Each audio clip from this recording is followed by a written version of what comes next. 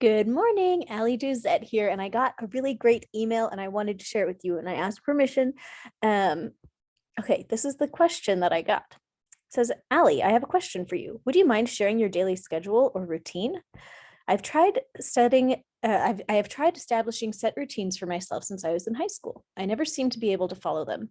I always fail. I think I'm not making them realistic, probably. I'm wondering how much time you set aside for family, household chores, household management, like communicating with teachers, paying bills, attending to healthcare, shopping, and for your healing work. If you homeschool, please include that time also. I'm contemplating starting homeschooling again.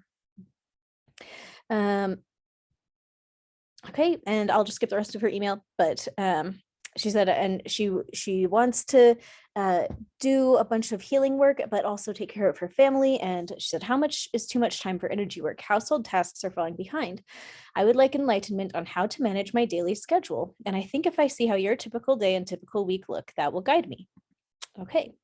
This is what I wrote back. I wrote this back in September of 2021, so it's been a while. And then she just wrote back to me today, and so it was kind of fun to go back through and read what I wrote and be like, oh my gosh, that's true. That is how I live my life. This is what I wrote back to her in September. I said, hi.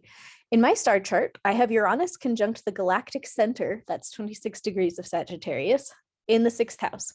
And this means that I cannot have a routine. Every single day, a surprise shows up and derails all my plans.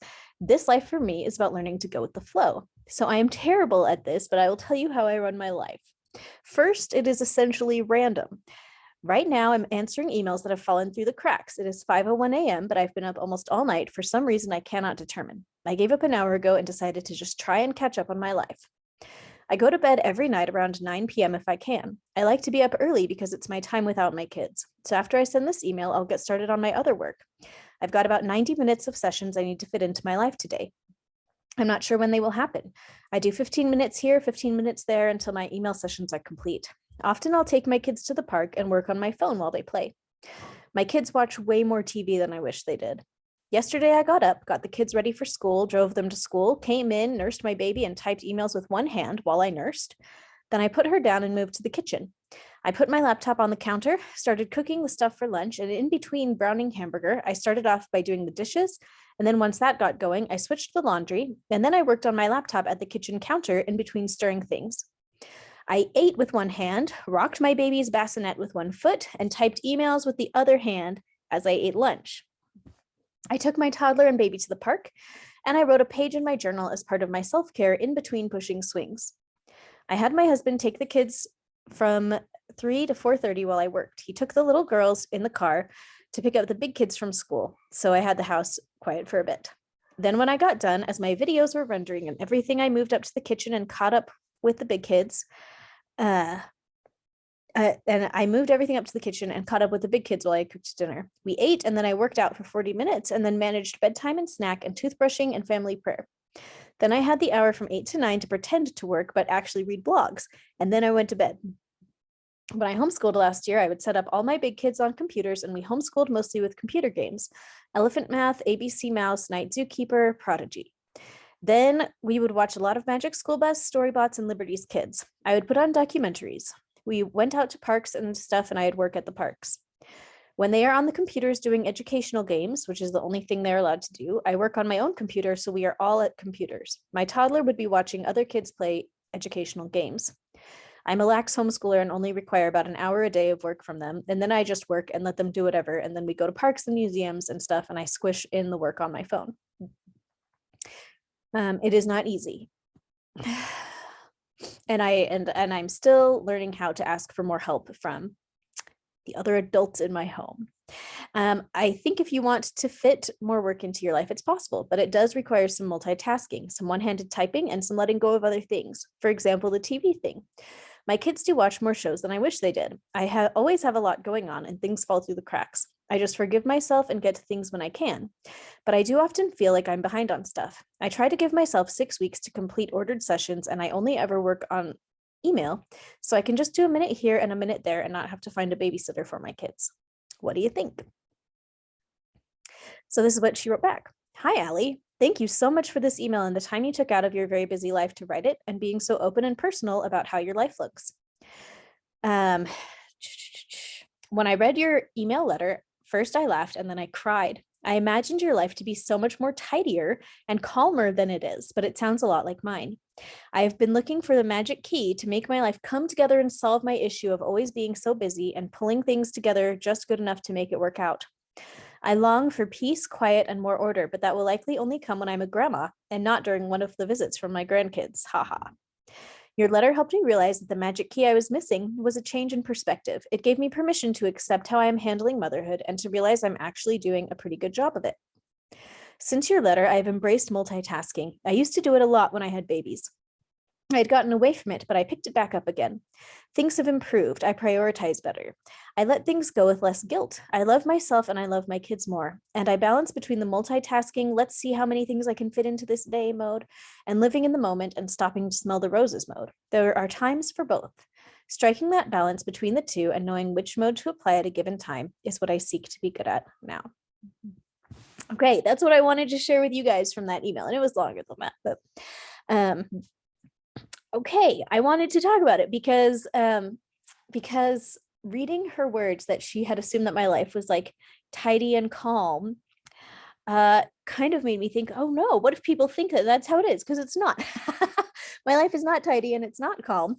And it is very random, and I just kind of squeeze in my work where it can. And I know that that's probably not best practices. And, you know, set office hours are great, and having a nanny might be good and stuff, but right now I just don't. Right now, my life and my work kind of fits in where I can fit it in. And I believe in both.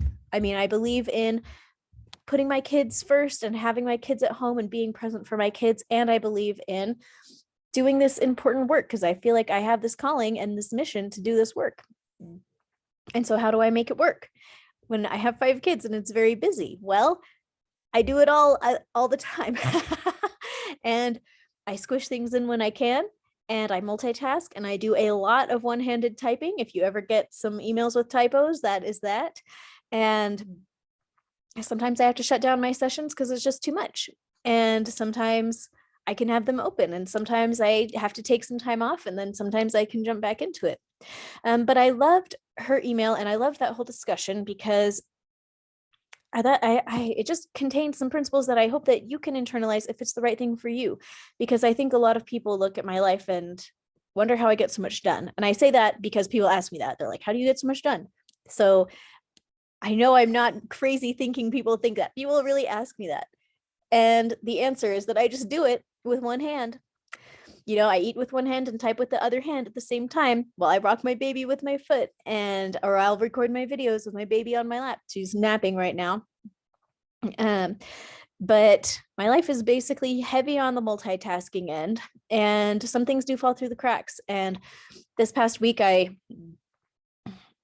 got off of Facebook for a while, and I was just resting, and I tried to catch up on my emails, and I had over 263 emails that I hadn't responded to yet. And I felt so bad. And I've just been working through them a little bit at a time. And I still have 100 more to go probably. And I don't know, I just have to forgive myself and let myself do the best that I can and know that my heart's in the right place and I'm trying hard. And I don't know, you can't hold yourself to the standards of perfection. And I feel like that is one thing that has really helped me, is that I don't feel like I have to be perfect. I can let emails sit in my inbox for 6 months and feel a little bit bad about it and get to it when I can. And I don't let that guilt consume me. And when I do get to them, I'm going to be writing them probably one-handed while I'm doing something else for my kids. And it's okay. Or I might set up my laptop on the counter and type in between stirring things that I'm cooking for dinner, right? And I don't know. I had an interesting talk with the lady yesterday. I went and got a massage, and she talked about how she's studying Qigong, which I love Qigong. And I go to Qigong practitioners, and I've done like free sets on YouTube. You can like Google up Qigong exercises on YouTube, and you can just do them along with the person on there, and it's good. But I do know studying Qigong is really intense. And she was saying her teacher wanted her to do an hour's worth of Qigong exercises every single day. And you know what? If you can make that work in your life, I'm really glad for you. And I think that you should do it for sure. I mean, What's wrong with that? Nothing. It's a great practice. But for me, I don't have the time for that. And I don't have the brain space for that right now. And so I told this girl, I love Qigong so much and I love my work so much, but I feel like healing work needs to fit into your life. Your life shouldn't have to fit around your healing work.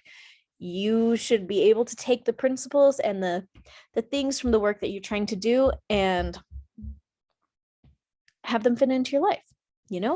It I want to be able to do my work while I am also parenting, while I'm cooking my dinner, while I am holding my baby, right? And I believe that that's how it should be, and I believe it's how it can be, and that a lot of people do that. And if you don't do that, I hope that you do. I hope that you put on some sessions while you're doing the dishes, while you're folding the laundry. I hope that you use your time wisely and see how it is possible to sometimes do more than one thing at once. And it's not always possible, for sure. And I definitely know that a lot of it comes down to your own brain and how your brain functions, of course. But it is worth a try if you haven't tried it. How can principles of healing fit into your life in just like the 5 minutes here, 5 minutes there, when you have a little free moment where you don't have to say, I can't do that because I don't have an hour uninterrupted? Well, don't do it. I don't do anything uninterrupted. This past week, while I was kind of taking some time off, I decided I would watch a TV show, which I don't usually do. And so I started watching this TV show. And of course, then I remembered why I don't watch TV, among a lot of reasons. I feel like most of the time it's a waste of time. But one of the other reasons is that I sat down and then immediately somebody needed some food, so I had to pause it. Anyways, it took me hours to get through one episode because I was interrupted 15 separate times. And most of that was when the only person there was my baby. so anyway, there you go. Try multitasking. My life is not clean and tidy. My life is a mess, just like everybody else's life, and it's a good mess. I'm pretty happy with it and I make it work.